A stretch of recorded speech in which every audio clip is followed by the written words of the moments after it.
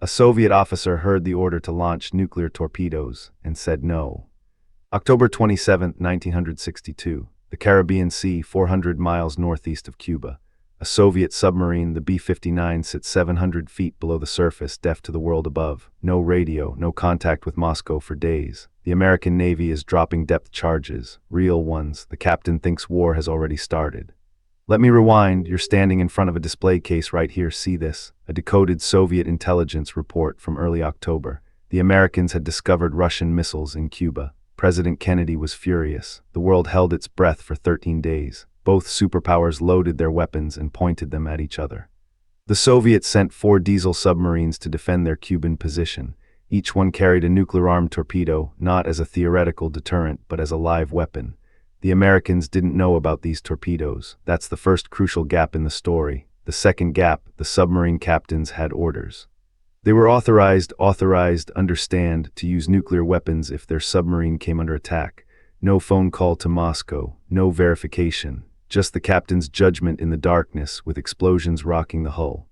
Captain Valentin Grigorievich Savitsky commanded the B-59. Brilliant man, tough, absolutely convinced the war had started. The Americans were hunting him. Explosions, alarms screaming. The submarine was damaged, overheating, oxygen running low. In that chaos, Savitsky gave the order, prepare the nuclear torpedo for launch.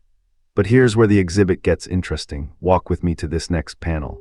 The B-59 carried 3 officers with veto power over nuclear weapons, not just Savitsky. All 3 had to agree. That was Soviet protocol, a built-in safety mechanism that almost nobody in the West knew existed. The second officer was Grigoriy Vladimirovich Vlasov. He agreed with Savitsky. Launch. The third officer, Vasili Arkhipov, born 1926, a career naval officer, already a submarine veteran. He'd survived the sinking of the Novorossiysk in 1955, watched 600 men die. He knew what nuclear weapons meant. Arkhipov said no, not because he was soft, not because he was afraid. He said no because he wasn't convinced the war had actually started. The Americans were dropping depth charges, yes, but that didn't prove nuclear war had begun. His reasoning was precise, methodical, almost clinical. Imagine the pressure in that compartment, the captain ordering launch, one officer agreeing, the submarine falling apart around them, and Arkhipov standing there, calm, steady, refusing to authorize nuclear weapons on a hunch, on a guess, on anything less than certainty. Savitsky was furious, but protocol was protocol. You needed all 3. Without Arkhipov, the torpedo stayed dormant. The B-59 surfaced. It returned to the Soviet Union. The Cuban Missile Crisis ended days later through diplomatic channels, Kennedy and Khrushchev stepping back from the edge. Here's what haunts me about this artifact, this commendation Arkhipov received from the Soviet Navy. Look at the date, 1962. They knew. The Soviet military brass understood immediately what he'd done. They honored him quietly, but the world didn't find out until decades later.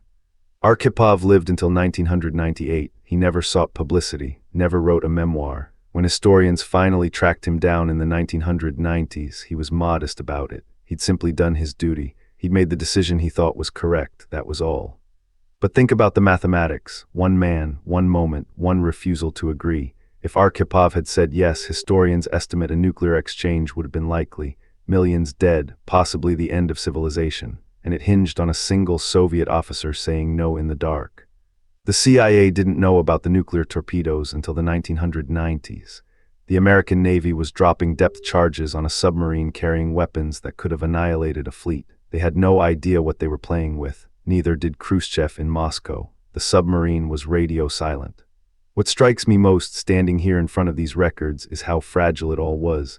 How much depended on one person having clarity when everyone around him was terrified. Arkhipov had survived one naval disaster. He'd learned something the others hadn't, the difference between assumption and knowledge. The Cuban Missile Crisis taught the superpowers a lesson. Direct communication was essential. They installed the hotline, the famous red telephone, so that next time, no submarine captain would be isolated in the dark, guessing whether the world had already ended. But the hotline came after. Arkhipov's moment came before. And in that gap, in that terrible, crucial gap, one man's judgment was all that stood between civilization and oblivion. Not a president, not a general. A submarine officer named Vasili Arkhipov, saying no when everyone expected him to say yes. We'll never know what would have happened if he'd agreed. We only know what didn't happen. And sometimes that's the most important history of all, the catastrophes we barely avoided, the men we almost never heard about, the decisions made in the dark that changed everything. Subscribe. Each week we uncover the near misses and hidden decisions that shaped the Cold War.